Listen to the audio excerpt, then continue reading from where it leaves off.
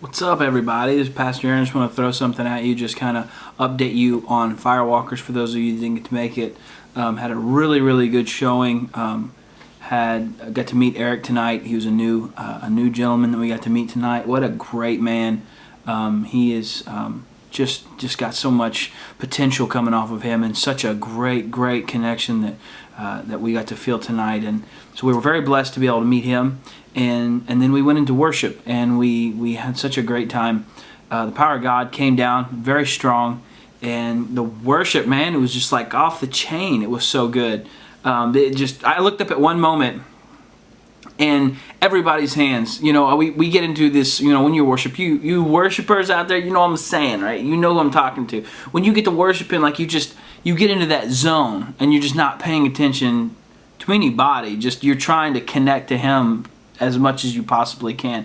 And so tonight, like, we're in this zone, and I open my eyes and I look out the congregation, and I mean just every single hand, everybody, hands in the air. I'm talking just like up, you know what I mean? Just straight up, just not caring, just worshiping with all they've got, loving Him with all they've got. It was such a great time in worship. Then we went into Galatians 5, talked about a few things, how to understand. Paul is still writing this letter, and I'm checking it out. I'm like, okay, Paul had it pretty easy because he wrote the letter, and then after he wrote the letter, he sent it, to the pastor, the preacher that was over the group in Galatia, and then he read the letter, to the house.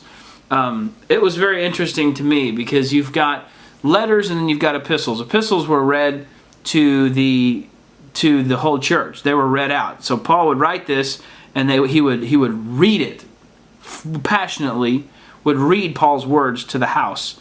And so I'm looking at this, and I'm like teaching some of this stuff tonight, and I'm like, he was pretty to the point, in the way he was teaching, and he was, like right to him. And there's a couple of times I'm like, man, this guy had it easy, dude. I mean, all he had to do was write it, and then the preachers, now here we are, having to read it, and Paul's like, he just straight to the point. I loved the fact that he wasn't afraid to write it.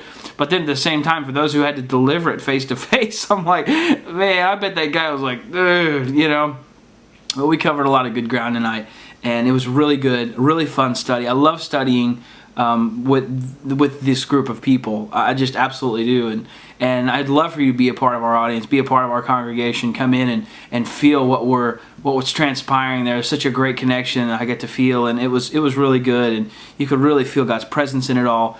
We talked about how the physical a lot of times is expressed, most of the time now is expressed, the physical things, when you follow after the flesh, when you follow after the sinful nature, the nature you're born with, the nature that makes you say and do crazy things. Sometimes you're like, man, that don't even sound good, but it's your nature. If you follow after that, Paul was saying, then you indeed follow after the law. Because the law was physical, ceremonial, but physical things that they would do to try and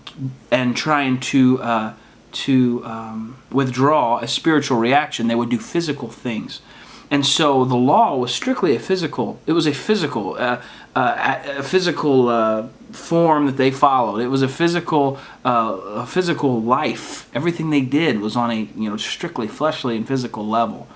And it was interesting how Paul said that if you keep following after that, and you don't listen to the Spirit, which is goodness and kindness and love and generosity, all of these things.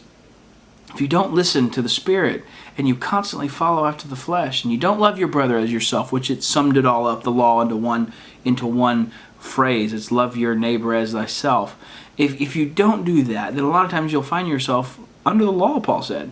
He said you're following after the law. If you follow after physical things, strictly physical.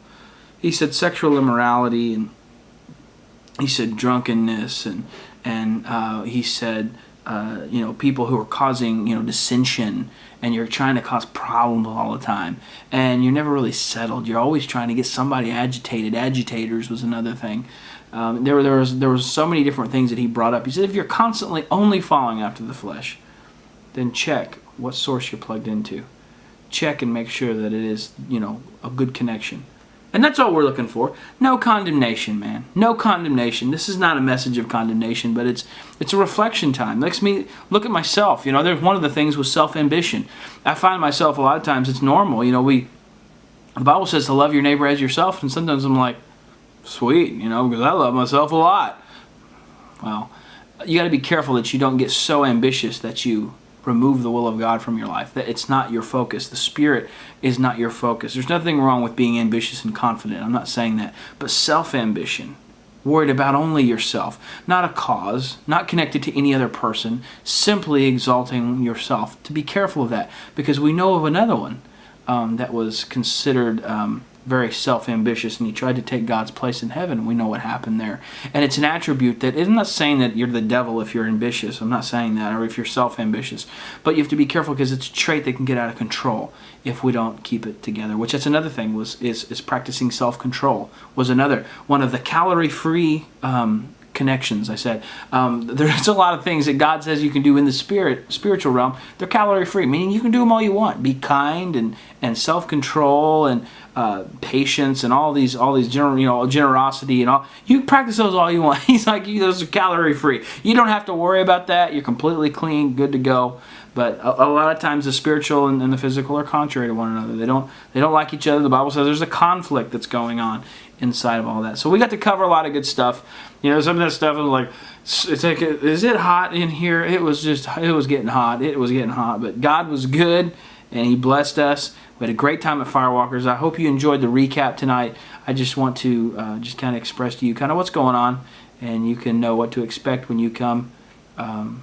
Hopefully next week we'll conclude in Galatians 6, be getting on to some new topics and stuff. But I love you guys. I really, really honestly do. And I'm going to try and do this as often as I can, update you on some of the services and the messages, how we're preaching, what we're doing. I'd love for you to come be a part of our audience. Come be a part of our family. Come be a part of our family. I'd love for you to come and, if you're not looking for a permanent situation, necessarily, you're not sure what you're doing, just come show up and join one of our services with us. We promise that we're going to love the daylights out of you and make sure that you have yourself a really good time and positively connect to a God who is crazy about you. I promise He is. I love you guys, and hopefully see you soon. See you later.